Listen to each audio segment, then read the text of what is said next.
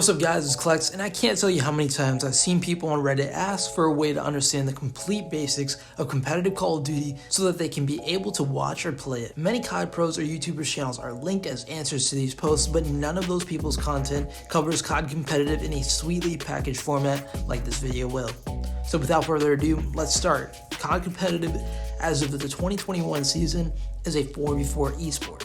At a professional level, for the majority of the time, the game is played in a best of 5 format. First map is always going to be a game mode called Hardpoint, the second being Search and Destroy, and the third a game mode named Control. And if needed, the fourth is going to be another Hardpoint, and if the series gets tied up 2-2, a final Search and Destroy map will decide the winner. Now that we know what game modes there are and the order they're set in, let's get into each game mode's basic rules. We'll start with the first game mode, Hardpoint. Hardpoint is a game mode with relocating objective locations that change per minute throughout the map. For every second on a hardpoint, you gain 1 point.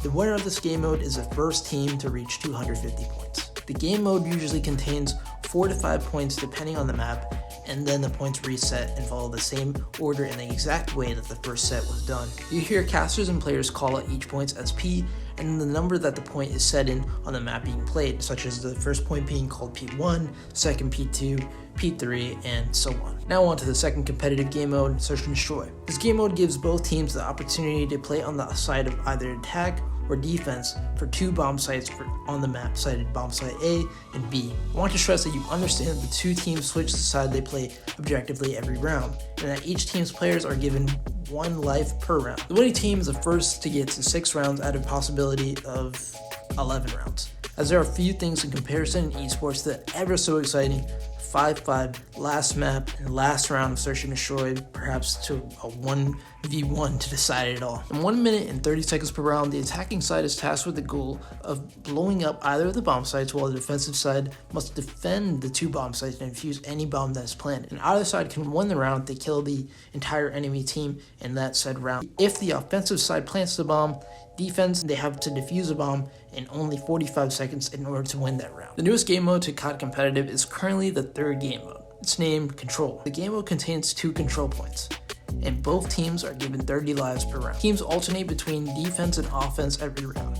The attacking team needs to either capture both points or bring the enemy's team's lives down to 0 to win the round. The defending team's goal is to defend the point until time runs out, or slay the enemy teams entirely down to the point that they have 0 lives. First team to reach 3 out of a possibility of 5 rounds in this game mode wins the map. Now that we understand the game modes, I want to get down to the basic rules that separate competitive COD from casual COD.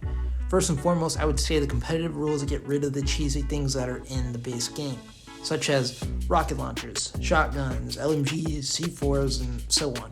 Here's a list of the banned things, and even more importantly, unlike any other esport that I know of, Call of Duty has a popular term called gentlemen agreements. These are rules that are not in the official rules list that the top teams agree to play on. One main one currently being the removal of score streaks, as you can see on the list that is on the screen. Now you may be asking yourself, how can I get into playing COD competitively? I don't see a ranked mode in Cold War right now. So, as of making this video, there's no ranked mode, but I would say the #1 place I would recommend for you to play to start, I would say maybe game battles. As you can see on this website, this is a very popular website by Major League Gaming, which you may have heard of, MLG, and it lets you play very accessibly. You can even find teammates here, as you can see as I recorded. This is a list of literally people that are on this website looking for teammates.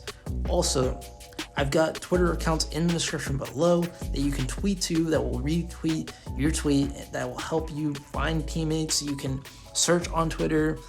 There's no excuse, guys. If you want to get into playing COD competitively, you have to put yourself out there as of right now in this moment, until Cold War brings in a ranked mode. So further on from that, you play game battles, you're playing for free, you win a couple matches, you're doing pretty well. I would recommend, now you're thinking, you know what, I want to step it up. I want to start playing for money.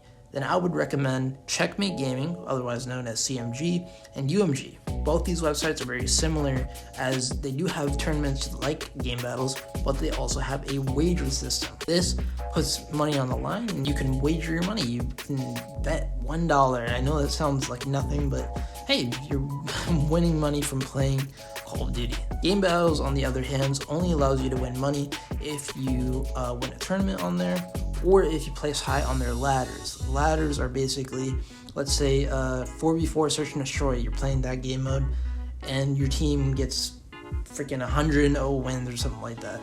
And you're number one on the ladder for that time segment, whatever, the season or whatever. You get a certain amount of money from that. That sounds very hard, I know, but you know, you can still play Game Battles. People take that very seriously. Still find teammates on there. You're putting yourself out there. You're making a name for yourself. Who knows what could happen? So you've been playing AIDS. Then you went on to Game Battles. And then you went on to playing UMG wagers. And then you went on to playing tournaments. Now, what is the next step? The next step, I would probably say, once you have a team down, the next step would be to play in the Challengers Cup for the Call of Duty League. So that's basically where all the teams out of the official Call of Duty League play. These are very, very good players, but you know, from the beginning, you never know what can happen. If you get to that point, good luck.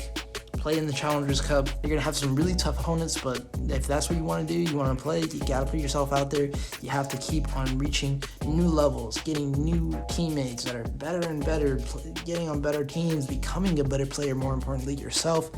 And you know, that's the Challengers Cup. From there, the season of 2021 isn't announced in the format it's going to be, but I believe it's going to be very similar to 2020 in the previous things. And I would recommend going to reddit.com/CodCompetitive, and you can get know-how on how the format of the Call of Duty League is going to be, where to watch matches, news, roster changes, all this kind of stuff, because now you understand the basics of competitive Call of Duty. You can watch it, and now you know the game modes, the rules, where to play. You can play it too, and you understand that. And yeah, that's the basics of competitive Call of Duty. Hope you guys enjoyed the video. If you have any questions, I would love to answer them in the comment section below. And if you enjoyed, guys, please leave a like and subscribe. It's been Klex. I'm out.